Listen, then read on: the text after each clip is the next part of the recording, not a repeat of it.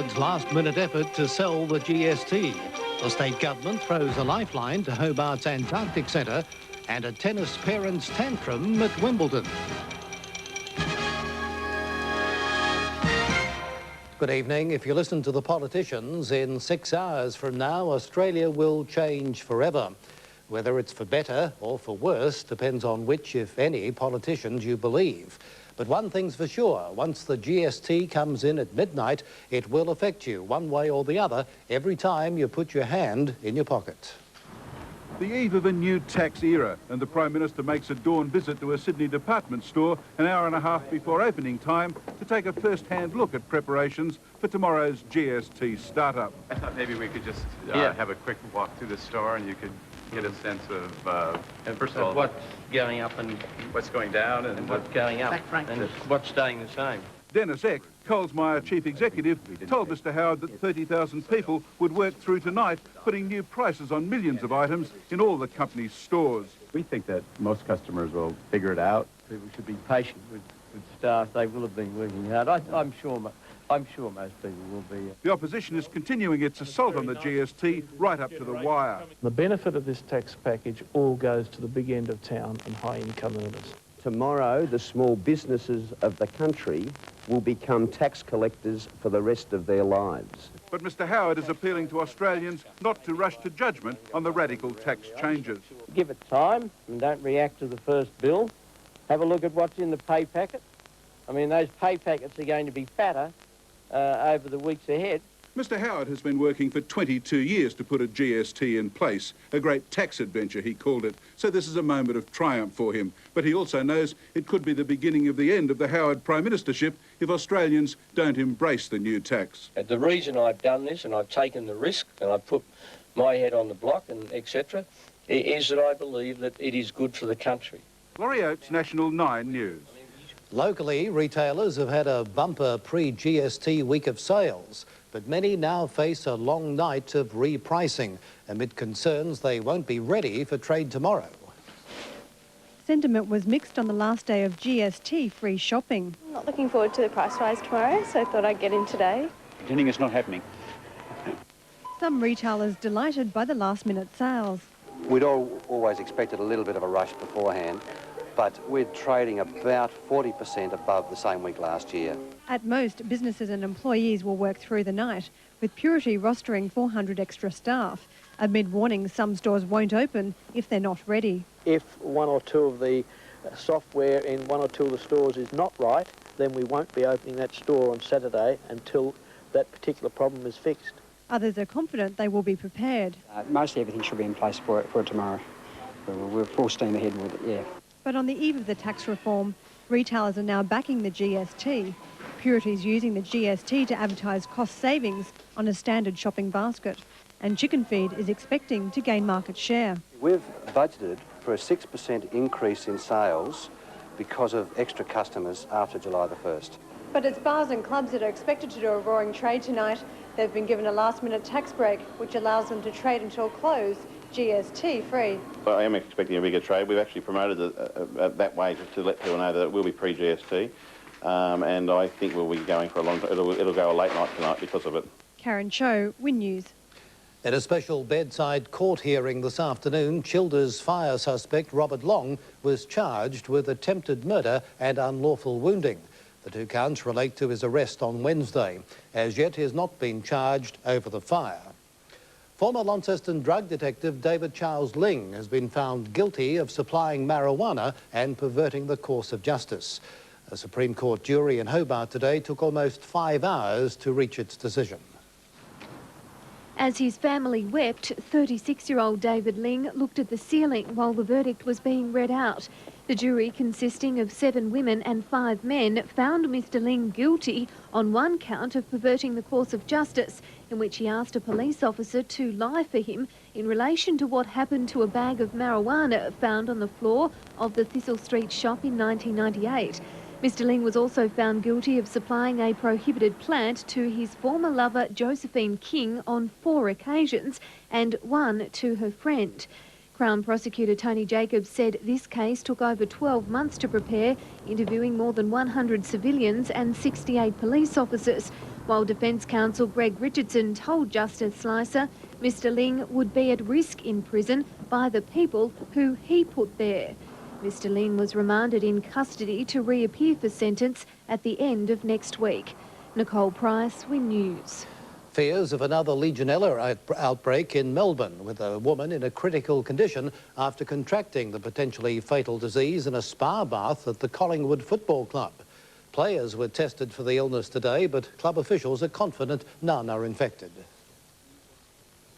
Oh, just a bit concerned. Nothing real major until we find everything out. The state government has thrown a lifeline to Hobart's troubled Antarctic Adventure Centre. The Salamanca-based centre, whose returns have declined since opening 3 years ago, will be run by the government.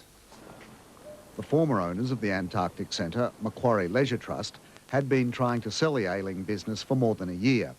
Enter the state government, which took on a $1.5 million debt and bestowed ownership on its company, the Antarctic and Southern Ocean Science Centre.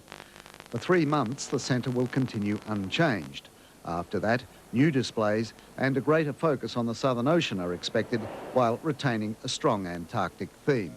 The links with the Antarctic community and the museum and art gallery, with their expertise, we believe will enhance the role of this facility. The new board will seek to inject new life into displays, retain a science centre that the young can relate to. Design of displays is going to change in the next few years. IT has made life quite different, but there's also the opportunity to build heritage into this. Whatever the outcome, the government appears to have acquired at a bargain basement price assets which cost $10 million to develop 3 years ago. Hugh McLean, WIN News. The small northeast community of Ledgerwood is bracing itself for life without its major employer. Today marked the final day of work at the Bonlac dairy plant and an uncertain future for many employees. It's been a sad day for 28 sacked workers who have finished their final hours at the Ledgerwood dairy plant. For some, the factory had been their entire life. A lot of us have been here and some have been here 30 years and it's about all they know what to do. Some of the people have got jobs, but the majority at this point in time are still seeking employment. An attractive redundancy package has been given to workers and intensive training undertaken to boost re-employment opportunities, including loader, chainsaw, forklift and first aid courses. I think it was very helpful, and we've learned a lot of things that we probably didn't know about chainsaws and first aid. Bonlac has confirmed the site will still be used as a depot, but it's unlikely the facility will ever be sold to a rival producer, meaning the facility's future is still unclear. We would like to see something else taken and be used for something else, and we'll give any help that we can. Travis Parry, WIN News. A Hobart man's crusade finally paid off today with the unveiling of a new historical monument in the city centre. The stone commemorates 5,000 convicts and free settlers buried last century at the old Trinity Church, now the site of the Campbell Street School. A lot of people walking past have no idea that it was the burial ground or that their ancestors could be buried here. Mr Rosette is also keen to set up a database listing the people buried at the site. The Wimbledon campaign of Jelena Dokic isn't getting much help from her father, who appears to be working on his title as a tennis menace. After an angry tangle with a journalist, Demir Dokic has been thrown out of the complex with a warning to control his behaviour. Demir Dokic's reputation as a tennis bad dad is growing by the tournament, this time forcing his daughter to come to his defence. Does your father put pressure on you, or do you... No, not at all. Just a few hours earlier, Jelena had won through to the third round at Wimbledon when her overprotective parent took the shine off her victory. Angry at her treatment from tennis officials and the media, Mr Dokic scuffled with a journalist, the incident captured for the world to see. It was totally agitated, stressful and irrational. He smashed the reporter's mobile phone before turning physical. And then he raised his arm to me, and at that point I got hold of, someone else to get hold of the police pretty sharpish. Saggers and other witnesses to the incident believe Mr Dokic was drunk. He was eventually escorted out of Wimbledon by police. Do you think that's probably the best way to go about it today, with what he did? I don't know what he did. I wasn't there. You actually smashed someone's telephone. Well, I wasn't there. This can't help his daughter in any way. Should be a great day for her. She won today. Despite Mr Dokic's latest outburst, police are to take no further action and he won't be banned from the rest of the tournament. But as long as his daughter is competitive here, his erratic behaviour will remain under close scrutiny. Damien Bryan, National 9 News. In the news ahead, reporters held hostage in the latest twist to the Fiji crisis. Then Tasmanians don a red nose for SIDS research.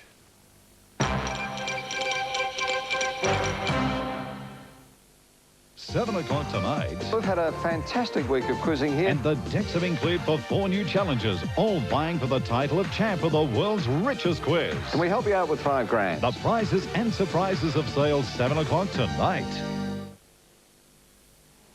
There is an easier way to triple your frequent shopper points. Earn triple frequent shopper points on everything you buy tomorrow only, and only at the Fresh Food People. This was once the only number to dial internationally, but now 0014 offers a cheaper alternative. It's the one for Hong Kong. It's the one for Italy. It's the one for Germany. Dial 0014. It's the one for cheap international calls. Chicken Feed promises you cheaper prices, promises you great value, and promises you the biggest bargains. Like bags of dime milk chocolate snacks, $1. Dolphin photo frames, assorted designs, $2. Assorted wizard plaques with stand, $2. Cat tower with scratching pole, cat house and platform, $19.95. And Kotex ultra thin panty liners, $2.50. Vote 1, Chicken Feed, your fighter for cheaper prices. Authorised by the Smart Shoppers Association, Tasmania. Australia has one of the most diverse ranges of plants, animals and ecosystems on the planet. Biodiversity is the name we give to the variety of all these living things, including us. We depend on biodiversity to survive, yet we don't often think about how we can support it. By releasing our native fish back into the wild, you are making sure they are there for generations to come. Find out how you can protect our future, and theirs as well. For a free booklet, call 1900 957 025. Charles Tauber and Jay Bogan Son present Grinspoon on their Rock Show Tour. Friday, July 7th at the Saloon. 2 shows, licensed plus all ages. Tickets at the venue. And Saturday, July the 8th, Hobart City Hall. Licensed show plus all ages area. Tickets at Ellison Hawker News Agency. Don't miss Grinspoon in this winter's hottest concert.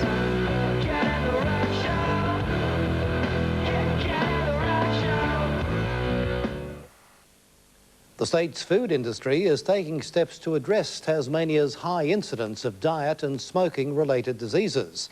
Australians spend 1/3 of their food budget on takeaways and eating out, increasing the number of food poisoning cases reported annually. Hobart's food industry has met the problem head-on, with 50 outlets now qualified in basic hygiene and food handling. Food outlets are also being encouraged to offer diners healthier eating choices and a smoke-free environment. As a member of the Hobart City Council, believe that this is a major public health issue. More drought relief for Central Highlands farmers today, with the state government donating $27,000 in aid. It comes as the state and federal governments negotiate extending the boundary for exceptional circumstances recognition.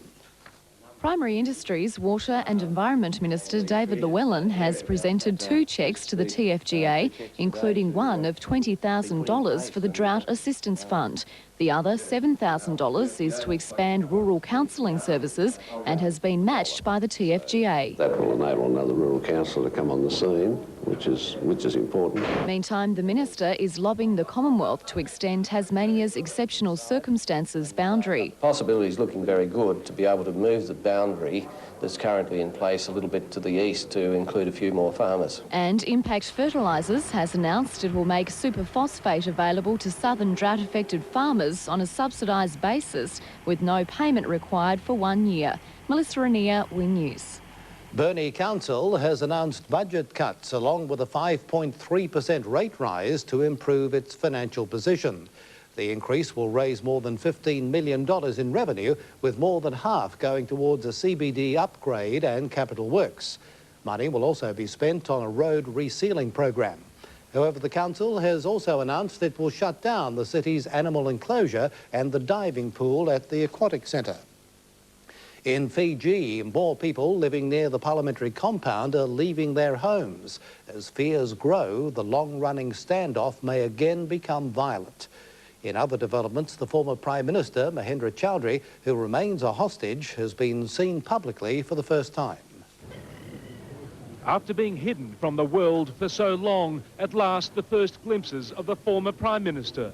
Here he shuffles behind his son Rajend during daily exercises. With a grey beard and his head bowed low, Mr Chaudhry is said to be constantly depressed and unaccepting of his fate. I really think he's just still angry about everything that has happened. Despite more than 6 weeks in captivity, he prefers to keep to himself, while the other hostages occasionally mix with their guards. The decision by the Spate camp to show off their prized hostage comes amid growing tensions, fueled by the expected announcement of a military zone around the parliament. More and more homes are being evacuated. Some of these people made up their minds to leave long ago, but there's also a feeling that if the crisis does end in violence, these homes will be very much in the firing line. Spate claims the exclusion zone is a sign the army is preparing for a military strike. And they need to realize that they will be accountable. The lives of the hostages will be on their hands. An ominous sign, meanwhile, for the media last night at a George Spate news conference. We were held inside the compound for over an hour, a coup leader claiming our safety outside could not be guaranteed. In Suva, Brad Schmidt, National 9 News. Today is Red Nose Day, and hundreds of Tasmanians donned a fake nose to raise money for SIDS research. While the well-known event raises thousands of dollars nationally each year, organisers are campaigning hard to make sure the public doesn't become complacent about the issue. Since its inception in 1988, proceeds from Red Nose Day have funded research to help save more than 3,000 young lives nationally. But despite the success, the SIDS organisation is quick to stress the ongoing importance of Red Nose Day contributions. The organisation will not rest until we have found the answer to SIDS and it is completely taken away and no babies die at all. But the focus today was fun. Volunteers started off with a hearty breakfast before taking up their duties as Red Nose salespeople, while SIDS members and staff clowned around with children at the Royal Hobart Hospital. Organisers hope this year's Red Nose Day will raise $80,000 in Tasmania and $3 million nationally. Ali Brunning, WIN News. Blue chip stocks led the way on the last day of the financial year, pushing up the All Ordinaries more than 1.5% or 52 points. Rio Tinto put on $1.12, News Corp gained 70, AMP up 20. But worsening trade deficit figures didn't help the Aussie dollar, down against the greenback, the pound, the euro and the Kiwi dollar, but up against the yen. Colin with sport now, and Italy through to the Euro 2000 final call. Now, Tom, winning in a penalty shootout, then all the action from Wimbledon. I'm not out here satisfied with making third round or fourth round. I'm here to try to win the thing.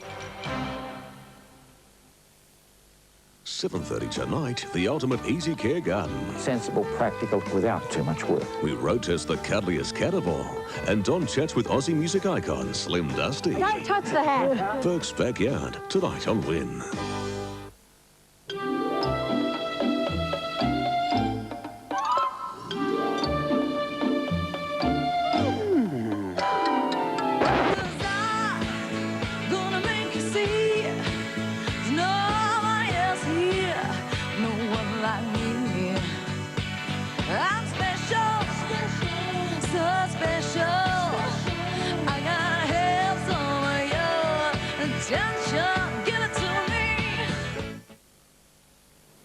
There is an easier way to triple your frequent shopper points. Earn triple frequent shopper points on everything you buy tomorrow only, and only at the Fresh Food People. Hardware House for hand and power tools at red-hot prices. Choose from this variable speed jigsaw, third sheet sander or 100mm angle grinder, an amazing $45 each. Starts this Saturday. Don't miss out. Headed out to sea, leaving their loved ones behind. They must face the worst storm in history to find their way back home. George Clooney, Mark Wahlberg in the Wolfgang Peterson film, The Perfect Storm. Morning with clear skies, no chance of rain today with high temperatures expected across the state. And it's Danny Wilson. He's lost this race before. But not today. He's overtaking. Yes, what a race. Wilson now sets himself up. He kicks. The top Milo. Danny's under pressure. The finish line's inside. He's got him. Yes, it's Wilson. Aren't you ready yet? You've got to be made of Milo.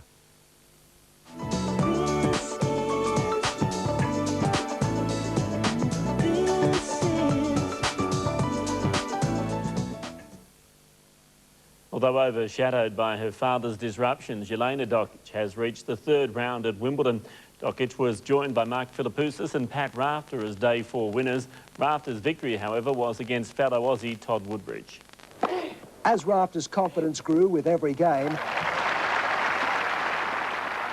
Woodbridge searched for answers, but there was no reply. Oh, good shot.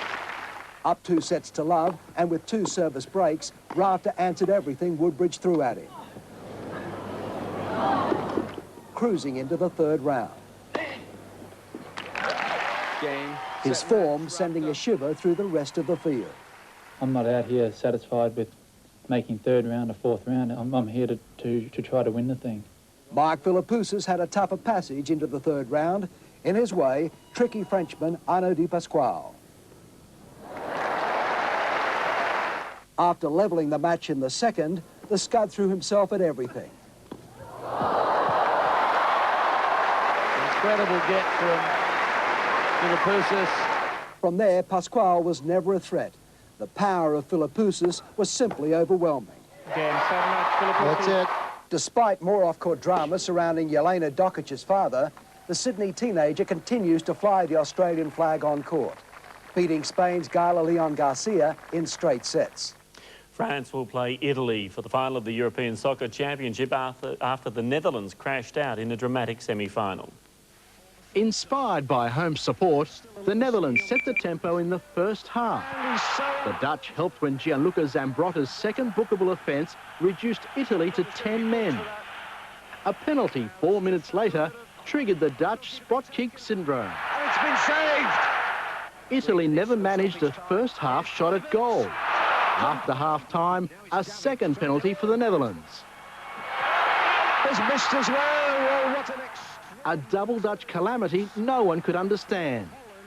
Goalless after 90 minutes, both teams had chances to snatch victory with a golden goal in extra time. Places to the middle there, and it just flashes across. It went to a penalty shootout, where Frank de Boer's nightmare continued. There goes de Boer, and he's missed another one. Jaap Stam spurned his chance, while Totti toyed with a Dutch keeper. It has to be the cheekiest penalty ever. A third Dutch disaster set off celebrations for Italy. And the Italians have done it, and the Dutch go out of Euro 2000. And a pre-dawn alarm in Leichhardt as hundreds of Sydney's Italian fans joined in the victory. Charles Christian, National 9 News. Football and in the statewide league, the Northern Bombers are preparing to host a hungry Hobart Demons side at York Park tomorrow. Revamped York Park Oval is continuing to pull in the sponsorship dollars. The Northern Bombers announcing a new contract with the Bartercard Group today.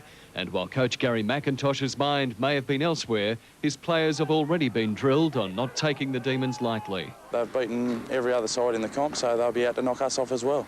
In tomorrow's other games, reigning premiers Glenorchy are fighting for a final spot against Clarence, while the embattled Devonport Power meet the Dockers. In cricket, the TCA says it's still a 50-50 chance of snaring Victoria's David Saker. The fast bowler, who's currently in England, says he's reasonably confident the VCA will release him from contract. A final decision is likely next Tuesday. Gary Magnuson, WIN News. Now to the mail. It's a big weekend of racing with meetings at Elwick and Devonport. The mail for Elwick tomorrow, race 2, number 5, Arson Macca. Race 3, number 7, Providor. And race 4, number 3, Murphy's Magic.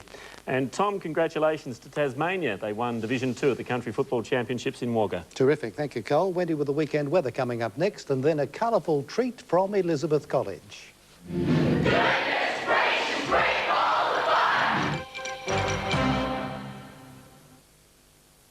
On a current affair, John Laws takes on Christopher Skase. You say You've done nothing wrong. The fugitive crying poor. I was left with nothing. Trying to convince us he's the victim. Tonight, 6:30. At Holden, we believe there's no point in building a quality car if it's out of people's reach. Holden Astra delivers the power, precision and performance of Europe's leading compact cars at a price you can afford. Holden Astra. Quality is a right, not a privilege.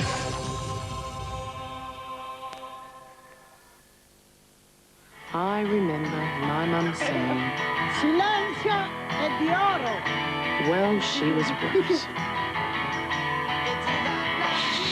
More taste. More choice. More value. Get more for your money at McDonald's.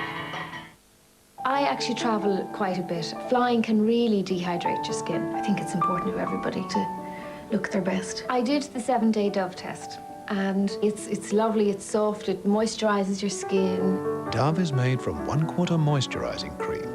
It won't dry your skin like soap can. Dove is really, really creamy, and you do notice it. You don't need to put moisturizer on. When I travel, all I need is my Dove, and off I go. Take the Dove 7-day test. Chicken Feed promises you cheaper prices, promises you great value, and promises you the biggest bargains. Like bags of Dime milk chocolate snacks, $1. Dolphin photo frames, assorted designs, $2. Assorted wizard plaques with stand, $2. Cat tower with scratching pole, cat house and platform, $19.95. And Kotex ultra thin panty liners, $2.50. Vote 1, Chicken Feed, your fighter for cheaper prices. Authorised by the Smart Shoppers Association, Tasmania. Tonight's air quality report is brought to you by Aurora. For a cleaner, healthier Tasmania. Launceston's air quality tomorrow will be poor, so please use your wood heaters efficiently. Tonight's weather is proudly brought to you by Medibank Private, the experts in lifetime health cover.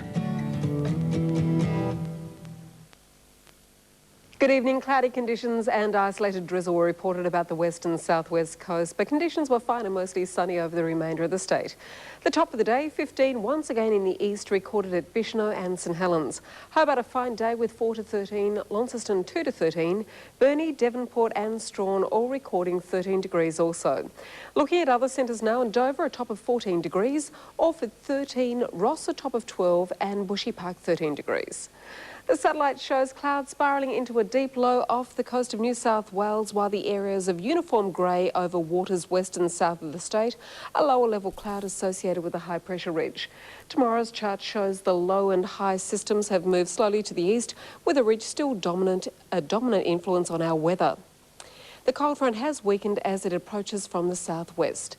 If you're travelling interstate, Adelaide early fog and 16 degrees, Brisbane fine and 19, Sydney a few showers, 17 also for Perth, Melbourne drizzle clearing then fine with 13 degrees. To the coastals now, and in the southwest 15 to 20 knot northwesterlies, possibly 25 knots later in the day, and in the northeast 15 to 20 knots southwest to southerlies. To the major centres, and another fine day is on the way. Hobart 4 to 13 degrees. Launceston 0 overnight to a top of 13, and 13 keeps on appearing with Burnie and Devonport and Strawn all expecting 13 degrees. St Helens 15 and 14 for Swansea. And the fine weather is set to continue right through until Tuesday at least. So you have a great weekend, and Tom, the same to you.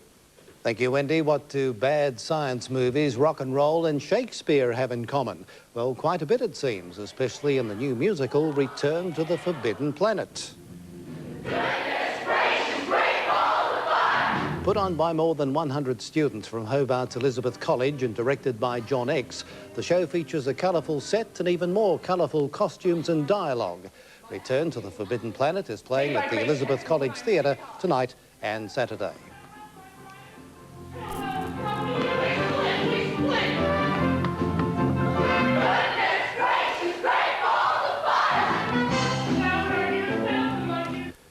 And that's WIN News for Friday the 30th of June, GST Eve. I'm Tom Payne. Have a good weekend. See you again Monday night. Good night.